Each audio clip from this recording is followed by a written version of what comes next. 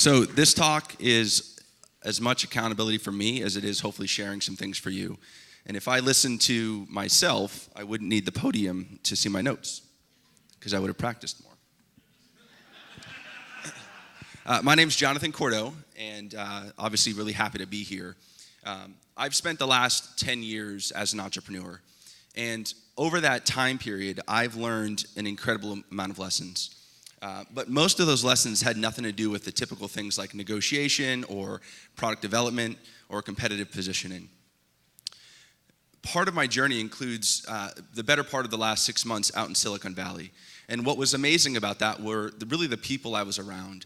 It was the 26-year-old entrepreneur who had a $2 billion company, or it was VCs who obviously kind of know everything. But what I saw was a really common trait that was really apparent through all these people. You need to learn to say no.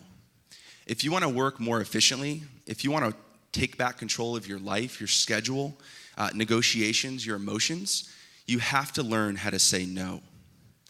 So let's look at the impact of no. You look at events in history like the fall of the Berlin Wall. This came because of the will of the people. It was a spirit of freedom, a people who collectively said no, and they didn't give up. The fall of man is attributed to Eve's unwillingness to say no to temptation. Every day we're tempted, morally, ethically. Are you willing to say no? Some of the most important social, economic, and political movements in our history books today stem from the willingness of people to stand up and say no. Abraham Lincoln stood up against incredible opposition to oppose slavery. Rosa Parks said no, and she ignited social justice. R.A. Dickey, who's a knuckleball pitcher, he didn't listen to no, and he went on to win a Cy Young Award. Some of you guys might know who this is. That's WhatsApp's founder. He didn't listen to the no's he got from big tech companies. So why is it so hard to harness the power of no in our own lives? Why can't you turn down a coffee meeting and put 30 minutes back into your schedule? Maybe it's because we ourselves don't want to hear, or maybe we don't want to accept no. This becomes increasingly hard when no takes on many different forms. With so many tech entrepreneurs in here, the biggest advice I can give you in raising money, which is obviously a big part of our businesses, is that it's always no until they write you a check. If they think your business is interesting, if they want to catch up later, it's no.